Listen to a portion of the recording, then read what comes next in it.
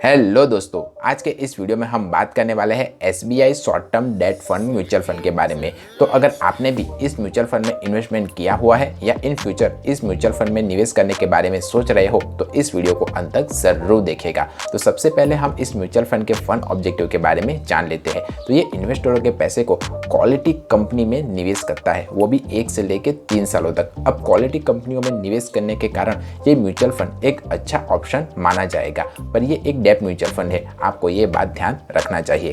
अब हम इस म्यूचुअल फंड के पास्ट रिटर्न्स के बारे में जानें तो इसने 1 साल में 2.9% का, 3 साल में 6.0% का, 5 साल में 6.6% का और ऑल ओवर 7.8% का रिटर्न्स अपने इन्वेस्टरों को लाकर दिया हुआ है।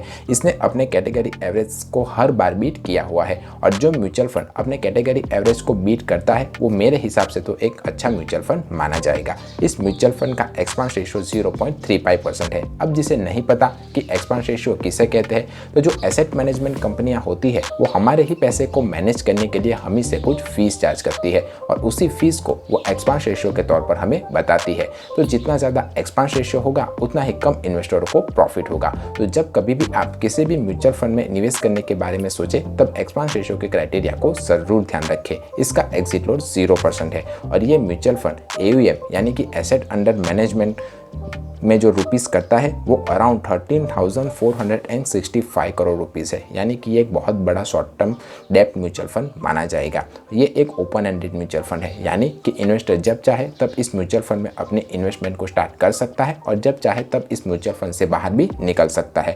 ये mutual fund benchmark CRISIL short duration fund all index को फॉलो करता है और अगर आप इस म्यूचुअल फंड में अपने इन्वेस्टमेंट को स्टार्ट करना चाहते हो तो मिनिमम SIP 500 रुपीज़ और लमसम अमाउंट 5,000 से स्टार्ट कर सकते हो।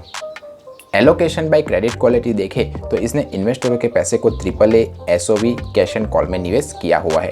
टॉप डेब्ट होल्डिंग कंपनियां देखें तो इसने गवर्नमेंट ऑफ इंडिया, L&T मेट्रोडेट, Mahindra and Mahindra finance service और गुजरात स्टेट में इन्वेस्टरों के पैसे को निवेश किया हुआ है। और एलोकेशन बाय इंस्ट्रूमेंट देखें तो इसने डिबेंचर्स, गवर्नमेंट ऑफ इंडिया की सिक्योरिटीज, रेपोस और नॉन कन्वर्टेबल डिबेंचर्स में इन्वेस्टरों के पैसे को निवेश किया हुआ है। इस म्यूचुअल फंड का स्टैंडर्ड डेविएशन 1.82 है, जो अपने कैटेगरी एवरेज से काफ़ी अच्छा और बेहतर माना जाएगा। अब जिसे नहीं पता कि स्टैंडर्ड डेविएशन किसे कहते हैं, तो स्टैंडर्ड डेविएशन एक रेंजिंग फैक्टर है। जितना कम स्टैंडर्ड डेविएशन होगा उतना ही अच्छा, वेल परफॉर्मिंग और कम वॉलेटाइल म्यूचुअल फंड माना जाएगा। तो जब कभी भी आप किसी भी म्यूचुअल फंड को चुने तब कम स्टैंडर्ड डेविएशन वाले म्यूचुअल फंड को चुनने की कोशिश कीजिए, आपके लिए बेहतर रहेगा।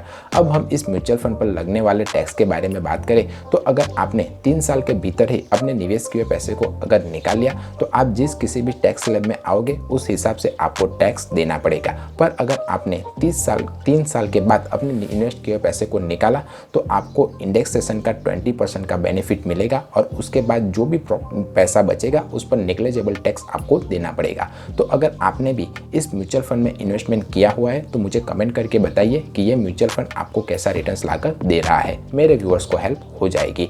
अगर म्यूचुअल फंड, शेयर मार्केट या फाइनेंस से रिलेटेड कोई और क्वेश्चन या क्वेरी हो तो आप मुझे कमेंट करके पूछ सकते हो। मेरा वीडियो पसंद आया है तो वीडियो को लाइक कीजिए, चैनल को सब्सक्राइब कीजिए। मिलते हैं अगले वीडियो में, तब तक के लिए बाय बाय।